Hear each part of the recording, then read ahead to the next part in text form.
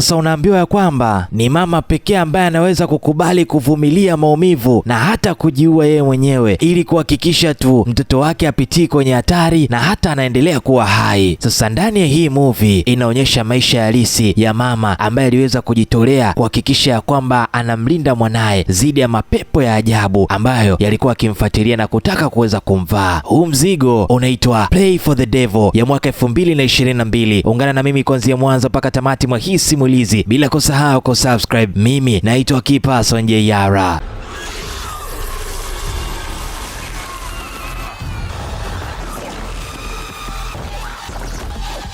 Bonge Story. Mzigo unaanza kwa kumwonyesha msichana mdogo aitwaye Anne. Hapa alikuwa amepiga magoti chumbani kwake akimwomba Mungu ili amuokoe. Nje ya mlango mama yake anajaribu kutaka kuingia ndani kwa nguvu, lakini akawa anashindwa. Hapa akaanza kupiga kelele na kisha akaanza kuupiga huu mlango kwa hasira sana. Anne akiwa humu ndani anaomba, akaanza kuogopa sana. Muda mfupi baadaye mama yake akafanikiwa kuuvunja ule mlango na hapa akamshambulia. Sasa hili tukio la huyu binti kushambuliwa na mama yake linaacha majeraha makubwa kwenye maisha ya bidada Anne. Miaka kadhaa baadaye, huyu binti Anne tayari ameshakuwa mtawa ama sister wa kanisa Katoliki. Hapa leo hii yupo kwenye kikao pamoja na mwanasaikolojia wake ambaye ni Daktari Peter. Kwa wakati huu Anne alikuwa akimsimulia kwamba mama yake alikuwa ni mtu mwenye ukatili sana na kusisitiza ya kwamba huenda kipindi ambacho yuko mtoto mama yake alikuwa anatawaliwa na pepo, lakini huyu daktari wa kuitwa Peter alikuwa hakubaliani kabisa na maneno ya Anne. Hapa anaamini ya kwamba mama yake na Anne alikuwa ni mgonjwa tu wa akili na wala sio mtu ambaye alikuwa ametawaliwa na mapepo. Anne kwa upande wake akaamua kubaki na msimamo wake akiwa anaamini ya kwamba shetani ndio ambao alikuwa likimtesa mama yake, na baada ya hapo mama yake alijiua ili kuweza kulikimbia hilo shetani ama hilo pepo ambalo lilikuwa linamtawala. Sasa baadaye tunafahamishwa kwamba mnamo mwaka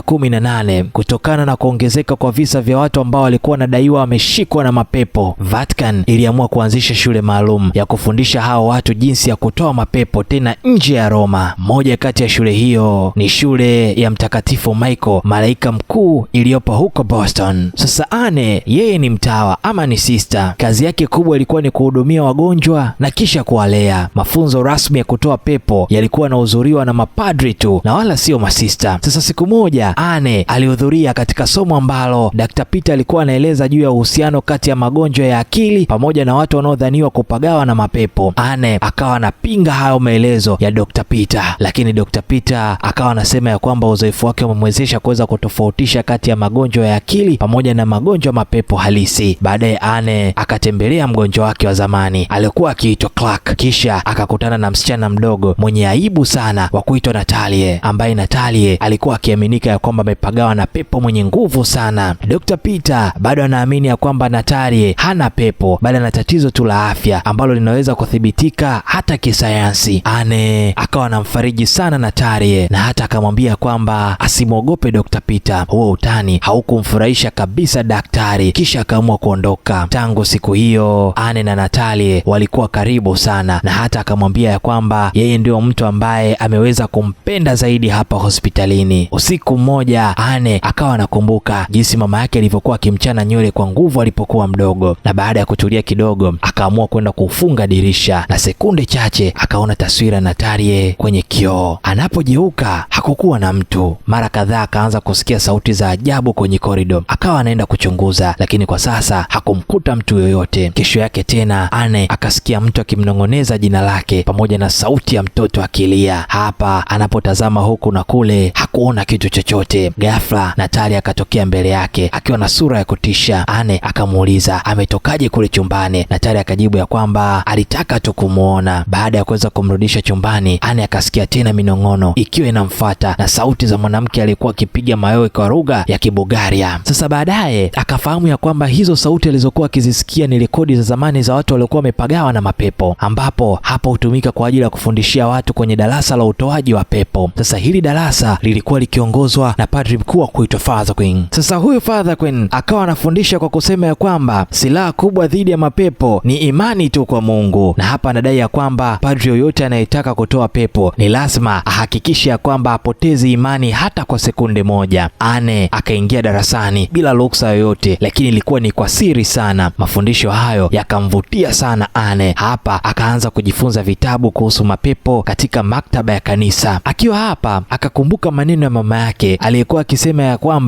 sauti kichwani zilikuwa zinamwambia pepo alikuwa akimfuata Anne. Hilo likamfanya Anne amini ya kwamba huenda Mungu alimchagua kwa ajili ya kupambana na nguvu za giza. Anapoendelea kusoma akagundua kwamba baadhi ya kurasa muhimu zilikuwa zimeondolewa kwenye vitabu. Hapa akaenda moja kwa moja mpaka kwa mtawa aliyesimama kwenye hii maktaba. Hapa akaomba ruksa ya kusoma kumbukumbu za siri ambazo zilikuwa zikihusu mapepo, lakini huyo mtawa ama sister akamwambia ya kwamba watawa wanawake hawaruhusiwi kabisa kuona nyaraka hizo. Hata hivyo mtawa mkuu akagundua jambo hilo na baadaye akamuita Father Queen na kuanza kumuuliza kama Anne aliwahi kuhudhuria kwenye darasa lake. Queen akawa anasema ya kwamba Anne hakuingia rasmi bali alijificha tu darasani. Mtawa mkuu akamuonya Anne akae mbali na masuala ya kuweza kutoa mapepo kwa sababu yeye ni mwanamke, lakini Anne akakataa na hakutaka kabisa kukata tamaa. Akawa anasema kwa ujasiri ya kwamba anataka kuwa mwanamke wa kwanza duniani kwa ajili ya kutoa mapepo, na kisha akaondoka maeneo haya. Baadaye akiwa anamhudumia Clark,